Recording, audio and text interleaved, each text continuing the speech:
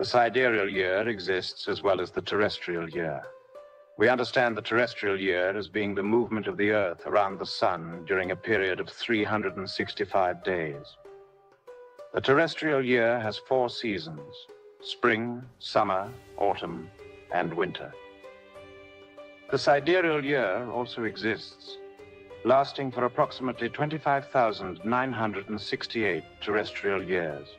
Our solar system travels around the zodiacal belt, and during its voyage, many unusual things happen. The solar system returns to its original point of departure after completing its voyage around the zodiacal belt, thus concluding the sidereal year. The sidereal year also has its 4 seasons: spring, summer, autumn, and winter. Spring is the age of gold, summer is the age of silver, autumn is the age of copper, and winter is the age of iron. Each root race endures a complete voyage of the solar system around the zodiacal belt. Our present root race, the Aryan race that populates the 5 continents of the world, was born after the universal flood and will last throughout the era of Aquarius, which we are presently in. The voyage of our solar system began in Aquarius and will end in Aquarius. Before this present voyage, our solar system completed another voyage. Another root race existed during that previous voyage, that is to say, during that previous sidereal year. I would like to emphatically refer to the root race that inhabited the lost continent of Atlantis, the Atlanteans, who had bodies that were 3 meters in stature, created a very powerful civilization. The Atlantean continent was immense. It extended from the south to the north, from the Astral region to the Septentrional. This Atlantean root race had its 4 seasons, or ages. During their spring or golden age, borders and passports were unnecessary. Frontiers did not exist, and everywhere there was love among humanity. Innocence reigned upon the face of the earth. One who knew how to play the lyre could shake the universe with its melodies. At that time, the lyre had yet to be smashed into pieces by falling upon the floor of the temple. This was because the solar dynasties were still governing. As the age of silver arrived, everything from the golden age diminished. However, human beings were still in communication with the ineffable beings who are known in Christianity as angels, archangels, principates, thrones, etc. When the age of copper arrived, the radiant splendors of the golden and silver ages became dark. The same splendors of the past did not exist. People started to establish frontiers. Wars were begun. Hatred was born, as well as selfishness, envy, greed, etc. Finally, the Age of Iron, the Black Age, arrived. Obviously, the Age of Copper was the autumn, and the Age of Iron was the winter of the Atlantean root race.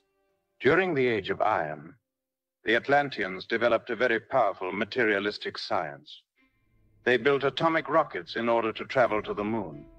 In fact, these Atlantean ships were so powerful that they were able to travel to Mercury, Venus, Mars, and generally to all of the planets of our solar system. Atlantean medical science went far beyond our modern medical science. The Atlanteans were experts in transplants. They transplanted not only viscera like hearts, kidneys, pancreas, etc., but furthermore, they could transplant brains. The transplanting of brains was the breaking point of the science of transplants. As a result of this science, a person could remain alive for many centuries and through many bodies without interruption, simply by transplanting their brain from one organism to another. The Atlantean science was indeed formidable. Presently in the Himalayas, there are many hidden caverns containing certain mechanical apparatuses that are being preserved in order to telepathically transmit knowledge that can help human beings. From this, we can see that the Atlanteans did not need to be bookworms in order to receive knowledge. A lighting system used in Atlantean structures was atomic. Those hidden caverns of the Himalayas and others in Asia are lit with the atomic lamps of the Atlanteans. The Atlanteans utilized solar energy as well. The Atlanteans were not just scientists, they were also magicians. Sadly, many of them developed their magical powers purely for the purpose of evil. The Atlanteans were clairvoyant, and it is obvious that through this sixth sense they could see not only the third dimension, but furthermore they could see into the fourth dimension, the fifth, sixth, and even the seventh. The Atlanteans knew very well that the elementals of fire, water, air, and earth were sentient beings of nature. They were just like human beings, yet unlike them because of their complete innocence. These elementals of nature, known as salamanders, sylphs, fairies, and gnomes in children's tales, were for them a tremendous reality. Therefore, with this knowledge, they were able to create a mechanical robot and endow it with an immortal and intelligent elemental. Thus, this is how these robots were in fact converted into intelligent androids, whose purpose was to serve their masters, simply by taking possession of those creatures which are invisible to the ordinary senses. The most powerful right of Atlantis was the right of the god Neptune. This right endured for many centuries. However, when the Atlanteans ignored the laws of the god Neptune, their society began to degenerate. During the age of Kali Yuga, the Atlanteans possessed tremendous powers. I remember the story of Jezebel, queen of woeful destinies.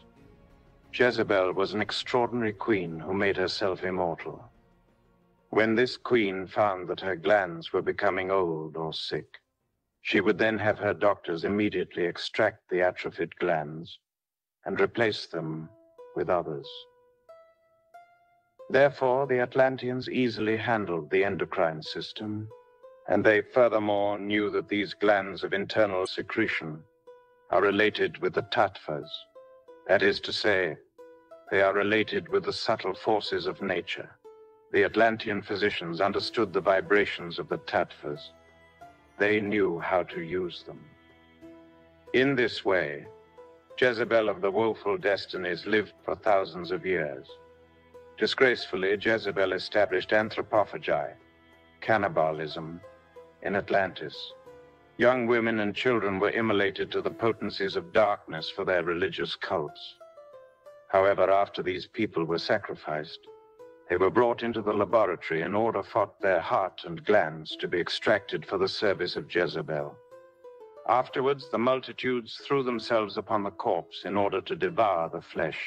The Atlanteans had degenerated a great deal and had now started using their awesome powers for evil and anthropophagy.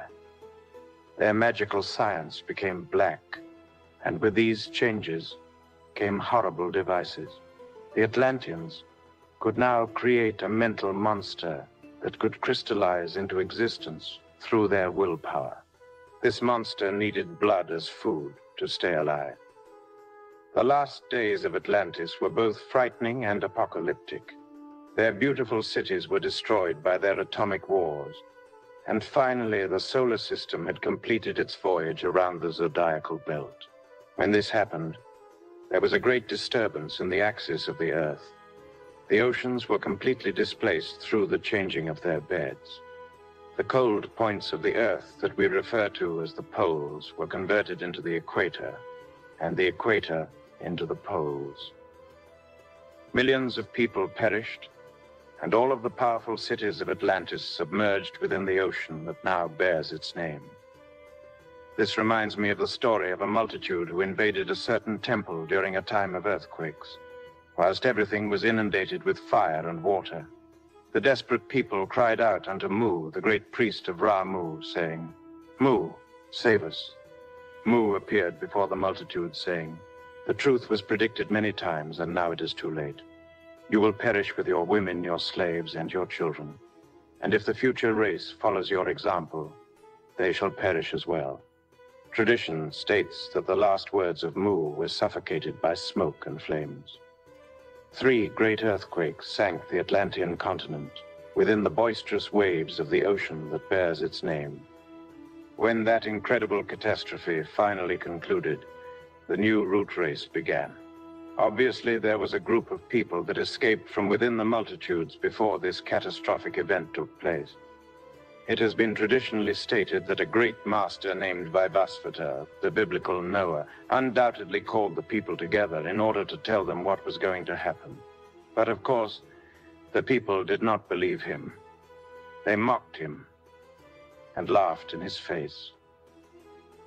The evening before the great catastrophe, people were eating and drinking, marrying and giving in marriage. Never did they suspect that the very next day they would be beneath the sea in an oceanic grave. The holy beings who direct the destiny of humanity warned the master Vivasvata Manu of the coming destruction. This was in order that he might be able to save his brothers and sisters before the Atlantean continent submerged within the ocean. The great Manu knew what to do in order to escape in time. They escaped during the night. However, during these times, the lords with the tenebrous countenance, who were owners of the very powerful androids which we spoke of earlier, were also owners of supersonic planes for the purpose of space travel. Therefore, the leaders of the select people, led by the master Vivasvata Manu, took possession of some of these planes during the night and destroyed the rest. Thus, when the perverse dwellers of that land awoke from their dreams the next day, they noticed with extreme astonishment that the waters of the ocean were invading their land. So they ran to their spaceships, but they could not find them anywhere. Many of them suddenly understood what was happening and went in search of the followers of the Manu. Only a few of the followers were left to be killed by the crazed multitudes who momentarily would be killed themselves by the crushing waves of the ocean. At present, if properly explored, we can find marvelous cities, magnificent palaces on the bottom of the Atlantic Ocean.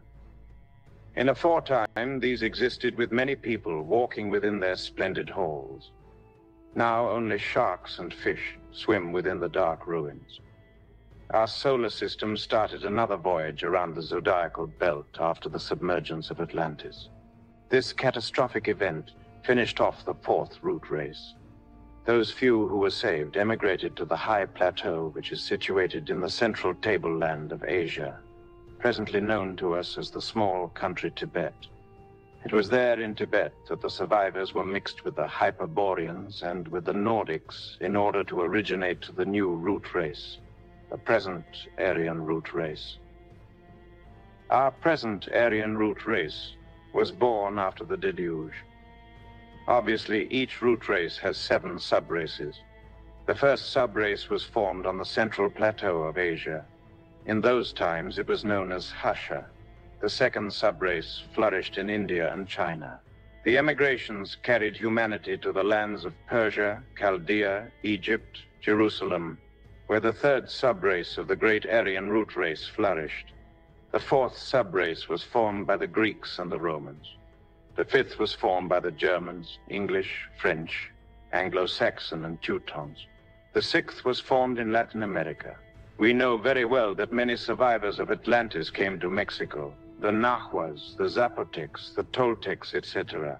All the original ancestors of America, as well as the Mayans who were living in Yucatan, Honduras, and in Central America. However, the Aztecs, also known as the Nahuas, advanced throughout the land of Central America because they were warriors, finally arriving into the land of Panama. Also in South America, the Incas and their powerful civilization existed. There is no doubt that the most powerful pre-Hispanic civilizations were the Mayans, Incas, and Nahuas. I do not want to say that the Chibchas, Araucans, etc. did not have beautiful cultures.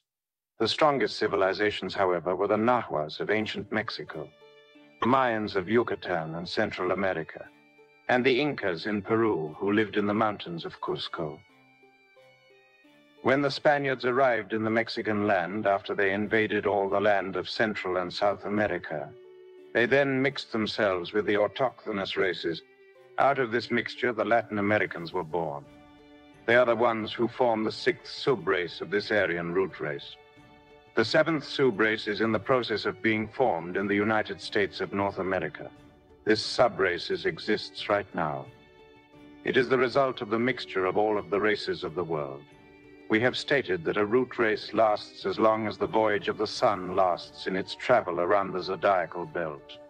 Our Aryan Root Race was born under the constellation of Aquarius during the era of the water carrier, immediately after the universal flood. Now the end of this Aryan Root Race is at hand because the voyage of our solar system has finished. It has returned after many years to its original point of departure due to the fact that in this precise moment, we are in the era of Aquarius again. This era of Aquarius started again on the 4th of February of 1962 between 2 and 3 in the afternoon. At that moment, all the astronomers of the world could see with their telescopes the heavenly transit rush under the constellation of the water carrier. What we are asserting is perfectly documented. We are not affirming anything that does not have proper documentation. If someone states that the age of Aquarius has not yet begun, or affirms that it started sometime earlier than the date already mentioned, what does it matter to science or to us? The plain reality is that the age of Aquarius started on the date already mentioned, and that this phenomena was seen in all of the countries of the world by all of the scientists, astronomers, astrologers, etc. This scientific cosmic event is a concrete, official, and irrefutable fact. On that date, there was an eclipse of the sun and moon that some of you might remember. Therefore, cosmically speaking, only a few degrees are needed in order for the solar system, which is presently in Aquarius, to arrive exactly at the original point of its initial departure. The poles of the Earth are shifting during the voyage of the solar system around the zodiacal belt. If right now, guided exclusively by the magnetic needle of a compass, we were to take a plane to the North Pole, and if we descend vertically to land, we will see that the pole is no longer there. In other words, the geographic pole does not coincide with the magnetic pole. The poles of the Earth are being shifted. Eventually, the poles will convert themselves into the equator and the equator into the poles. This will occur when our solar system concludes its defined voyage around the zodiacal belt. Therefore, when the solar system arrives to the exact degree of original departure, the continents of the planet Earth will submerge themselves into the bottom of the ocean. An unusual event is going to accelerate this process of swift change to the axis of the planet Earth. I'm referring to the planet Hercolubus. This planet is 6 times bigger than the planet Jupiter. The planet Hercolubus belongs to the distant solar system of Tylo. The solar system of Tylo is rapidly approaching our solar system, and Hercolubus is rapidly approaching Earth. Modern astronomers have before their sight the planet Hercolubus, or as it is known by modern science, the Barnard star. This planet is a powerful giant that will pass through our solar system at an angle. When this happens, the revolution of the axis of the planet Earth will accelerate violently. Then the final catastrophe will occur. Some scientists believe that they will be able to push this monstrous planet away with nuclear explosions, but this will be useless. It will be impossible to push this tremendous mass of a planet out of the way with mere nuclear bombs. This same planet brought Atlantis to an end. Before Atlantis existed, it annihilated the existence of another continent. We know very well that the continent of Mu or Lemuria sank within the waters of the boisterous Pacific Ocean after 10,000 years of earthquakes and incessant volcanic eruptions. When Hercolubus passed at an angle through our solar system during the end of the Kali Yuga of the Atlantean continent, then the universal flood occurred, causing displacement of all the seabeds. It was the end of Atlantis. Easter Island off the coast of Chile and Australia are remnants of the Lemurian continent. The Caribbean islands are remnants of Atlantis. When Hercolubus once again passes through an angle of our solar system, you can be absolutely sure that another great catastrophe will occur. This indicates that the destruction that is approaching is not the first, nor will it be the last. If we very carefully study the solar stone or the Aztec calendar, we will find extraordinary wisdom there. In relation to this calendar, the Nahuas, Aztec Masters, say that the children of the first sun were devoured by tigers. The children of the second sun were cleared away by strong hurricanes and converted themselves into apes or monkeys.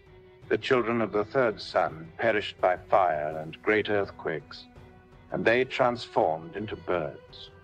They say that the children of the fourth sun were swallowed by the waters, and they converted themselves into fish.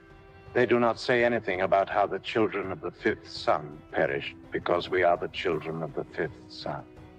Yet when they speak of the future, they indicate how we will most certainly perish.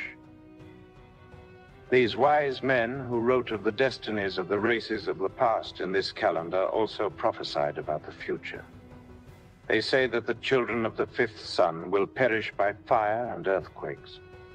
They also affirmed that in the epoch of the fifth sun, the gods will be dead. The meaning of this prophecy, the gods will be dead, is that the worship of the solar gods will be abandoned. This prophecy has already been fulfilled. The Nahuas, Aztec Masters, made an emphasis when they said in their Aztec calendar that in the epoch of the sixth sun, the gods will resurrect. They also said that in the epoch of the seventh sun, everything will be divine. Let us talk about the children of the first sun. These people of the first sun, the first root race, were people who lived on a primordial land more than 300 million years ago, on the protoplasmic continent. The Nahuas stated that they were devoured by tigers. In other words, that they were children who were devoured by wisdom. The children of the first sun were the protoplasmic root race.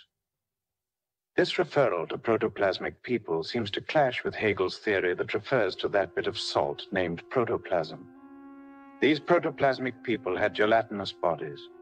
They were ductile, elastic, very flexible.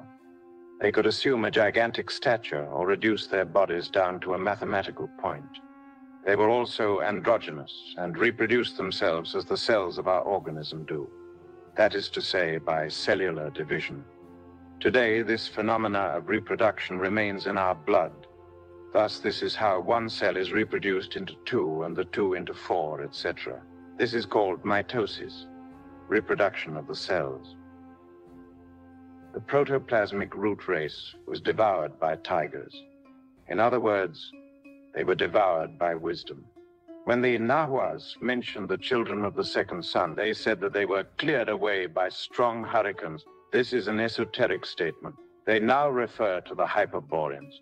The Hyperborean root race had androgynous bodies as well, but much less gelatinous and more gaseous. The Nahuas stated that they were transformed into apes. In other words, that some of them came to degenerate themselves, and therefore they perished. It is also stated in this calendar from the culture of our ancestors of America, the Nahuas, about the children of the third sun, the Lemurian root race. The Lemurians were gigantic hermaphrodites. We can see their representation in those sculptures which are in Tula, Mexico. The Lemurians were oviparous. The children of the second sun reproduced themselves by budding, but the children of the third sun reproduced themselves in an oviparous way.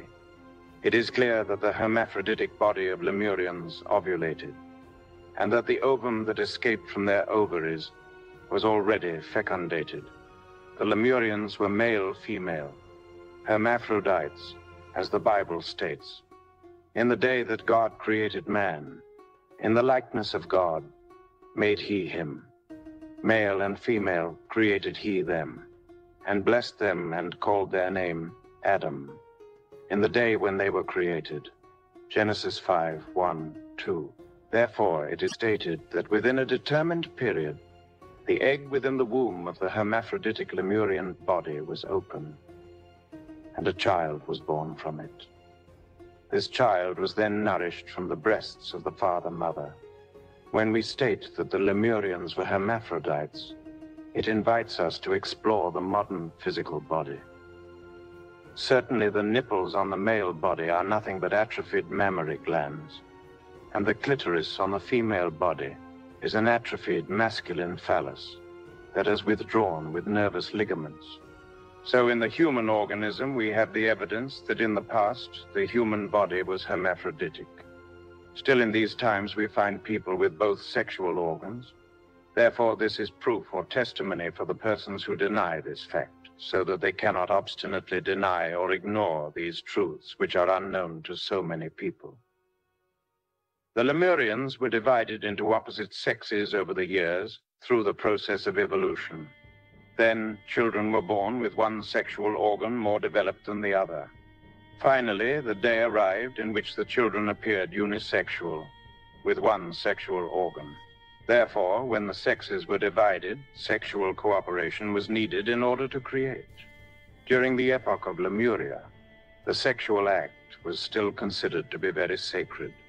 The sexual act was only performed as a sacrament within the great temples of mysteries. This was a different age in which humanity had not degenerated. The Nahuas stated that the Lemurians converted themselves into birds. I can tell you as a testimony of this that in Bolivia, South America, people discovered a small race of what we would call Lilliputian. These Lilliputians were only 10 or 20 centimeters in stature, tiny men and women who inhabited a small town. This town resembled a toy town. These tiny beings disappeared one night by placing themselves into the fourth dimension and transporting themselves to another, safer place. They had to escape, as they were afraid of becoming a public freak show. Many people were trying to get into the place in order to see these tiny beings before their escape, but now only the tiny town remains very well guarded by the natives of that area. Thus, this is how we understand that it is very true that the children of the third sun were converted into birds. The Nahuas stated that the children of the fourth sun would perish by the waters, and that they would transform themselves into fish. Thus, this is true of public knowledge, according to history, that Atlantis was devoured by the ocean. As for us, the children of the fifth sun, they said that we will perish by fire and earthquakes. Obviously, the earthquakes are intensifying from instant to instant, from moment to moment. Why so many earthquakes in this epoch? What is happening? The fact of the matter is that the ocean floor is cracking more and more all of the time. A series of faults exist at the bottom of the Atlantic and Pacific Oceans. Many of those faults are so deep that the ocean water is already in contact with the magma, liquid fire, of the interior of the Earth, thus causing steam and creating immense pressure within the fault lines, so as to increase the movement of the continents. This is the secret cause of so many earthquakes that are currently destroying so many cities of the world and filling people of all nations with tears, pain, and mourning. Therefore, that theory which states that the earthquakes are due to the simple shift of the continents or some geological layers does not convince anyone. The crude reality of this matter is that soon the trembling in one country will be the trembling in another. The earthquakes are going to become more frequent and intense over time. We can add to all of this calamity the tremendous nuclear explosions that the scientists are performing within the interior of this planet Earth. It is a very clear fact that a great catastrophe will occur, and should not surprise us when it does. It is really sad that this planet is submitting itself to a long agony. The fish of the ocean are dying because we have contaminated the waters. There is no doubt that the oceans have become huge garbage cans. The nuclear waste could cause at any moment a catastrophic event, since the containers that are used to house the nuclear waste are in reality completely useless. Therefore, at any moment, I repeat, this nuclear waste could provoke a frightful disgrace for our world. The chemical fertilizers which many people have been using are, in reality, sterilizing the soil. The forests are being cut, finished, destroyed. The cities are full of pollution. There are many scientists which will affirm that in the direction we are headed, within 40 years, humanity will perish from the smog alone. We can see then how this current humanity has degenerated itself. The oceans, rivers, lakes, the atmosphere. Everything has been contaminated. The organic life that exists on the flesh of the earth, trees, animals, people, etc., are necessary for the life of the planet Earth. The trees attract particular types and subtypes of cosmic energy that they transform and project to the interior layers of the earth. The most insignificant insect attracts specific modalities of energy that it transforms and projects in the same format previously described. Each one of us attracts particular types and subtypes of energy that are transformed and soon retransmitted into the interior layers of the earth. The organic life of all animal, plant, mineral, and human kingdoms are necessary to sustain the life of the planet. Therefore, without the organic life of all creatures of nature, the earth would convert itself into a great desert. Everything is being disgracefully altered. Hunters are finishing off so many species of animals. Thus, this is why large game reservations have been set up in Africa. This is done so that they will not finish off all the creatures of nature. The fruits of the earth are being adulterated by the know-it-all scoundrels. Thus, this is why it is very difficult to find pure, unaltered apples today. Any tree that has not been grafted or adulterated attracts, as a logical fact, the energy that is related to it. This energy is then transformed and retransmitted into the interior layers of the earth. Nonetheless, the trees that have been grafted can no longer accomplish their precious mission. They no longer charge their fruits with the vital principles that are inherent in all natural functioning organisms. In this day and age, we see in all parts of the world very beautiful fruits that are a pleasure to the eye. But disgracefully, these fruits do not produce in the organism the same effects of the fruits whose trees have not been altered by grafts or crossbred, etc.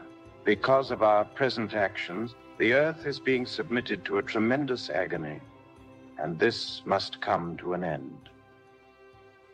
Nostradamus, the great astrologist who lived in the Middle Ages, asserted that in the year 1999, Hercolubus will pass close to the earth, and he clarified this in his prophecies when he said, "Then we will see like two suns."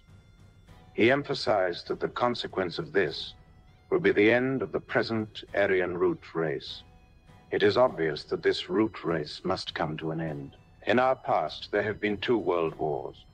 The war of 1914 to 1918, and the war of 1939 to 1945. But a third world war is coming that will be more devastating than the first or the second. As far as human beings are concerned, they are full of hatred. Therefore, as long as people carry within their interior the factors that produce wars, there will always be wars. The words of Daniel the prophet come to my memory at the very moment of writing this. The four winds of the heavens strove upon the great sea, and four beasts came up from the sea, and they were diverse, one from the other. The first beast was like a lion, and had eagles' wings. I beheld till the wings thereof were plucked, and it was lifted up from the earth, and made stand upon the feet as a man, and a man's heart was given to it. And behold, another beast, a second like to a bear, and it raised up itself on one side, and it had 3 ribs in the mouth of it, between the teeth of it. And they said thus unto it, Arise, devour much flesh. After this I beheld, and lo, another like a leopard, which had upon the back of it 4 wings of a fowl. The beast had also 4 heads, and dominion was given unto it. After this I saw in the night visions. And the 4th beast, dreadful and terrible and strong exceedingly. And it had great iron teeth, and everything that the beast devoured broke into pieces, and it stamped the residue of the pieces with its feet.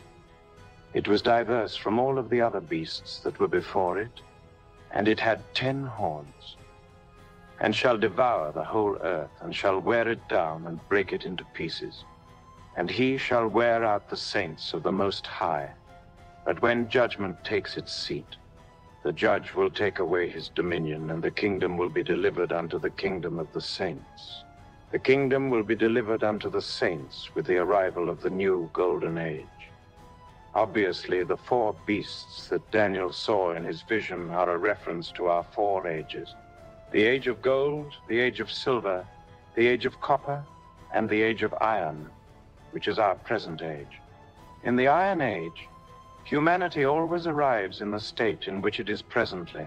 Thus, this is how this fourth beast, Iron Age, has been as dreadful and terrible as Daniel said, diverse from all of the other beasts, other ages, but his end will come from night to morning. As it is written, the day of the Lord will come when it is not expected. He will come as a thief in the night. Therefore, in these precise moments, we are in the beginning of the end. The Apocalypse tells us of the beginning of the end, and we are precisely in the end of our era. That is to say, the end of Kali Yuga, the end of this fourth beast, humanity. You will see within a very short time how the cities of the world will fall. Everything will be reduced to ashes. The earthquakes will intensify frightfully. They will be each time more and more powerful. Therefore, you will be witnesses within a very short time, in your bodies of bones and flesh, of the events which will occur between the years of 1982 and 1992. You will remember by yourselves, and then you will remember what we have written here. Alas, it is necessary for us to pay attention to these times, for the end is at hand. With solar mechanics, we can demonstrate that the solar system is arriving at the end of a great voyage. Truthfully, I say unto you that every voyage of the solar system around the zodiacal belt has always finished in a great catastrophe for our planet. As for this humanity, the scripture states, "For her sins have reached unto heaven, and God hath remembered her iniquities." Therefore, Babylon the Great, this present humanity, the mother of harlots and abominations of the earth, will be destroyed. And from this perverse civilization of vipers, none will remain, not even one stone upon the other. The Apostle Peter, when prophesying, said, "The heavens shall pass away with a great noise, and the elements shall melt with fervent heat. The earth also and the works therein shall be burned up." Certainly the fire will be the first element to enter into action with the approaching of Hercolubus. The magnetism of this planet, Hercolubus, is so great that the magma, liquid fire, from within the interior of the earth will start to surface. Then many volcanoes will start to emerge everywhere, and a great bonfire will be propagated from the north to the south poles. Nevertheless, before these events come to pass, the Antichrist will perform true marvels. The Antichrist, or the false science, will perform miracles. He will make atomic rockets that will be able to travel to any planet of our solar system. Frightening weapons will be invented, and all the people will kneel to the ground, worshiping the great beast and saying, "There is nothing like this official science. There is no one likened unto the beast. There is no one like the Antichrist." Few will be those who will hear the words of Christ. Within a short period of time, people will not listen to this doctrine. People say in these times, "I want demonstrations. I have to see it in order to believe it.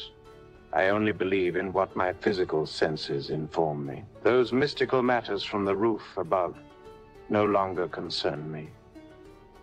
There is no one like the beast," they say. Therefore, all of you who read this message in these very moments, let it be known that the times of the end have arrived. Nevertheless, if, as in the case of Atlantis, there were a select few that knew to leave with Vivasvata Manu towards the central plain of Asia, then there must as well in these times be a select group that will survive the impending doom. These people will be taken away from the fire and the smoke before the great catastrophe. Who are the ones that will be chosen to survive? These will be people who have chosen to explore themselves internally, those who eliminate their psychological defects, those who are finished with the cult of their ego, the cult of their myself. or itself. These chosen people will be formed by women and men of goodwill, who in reality are able to transform themselves radically. These select people will be taken to a specific place in the Pacific Ocean. These chosen few will live during the end in a place for 2 centuries, where they will be able to see the struggle between the fire and the water in a battle to the death. Therefore, when a double rainbow appears upon the clouds, a sign of a new alliance of God with human beings, these chosen people will abide in the new lands and new heavens. Then the golden age will dawn.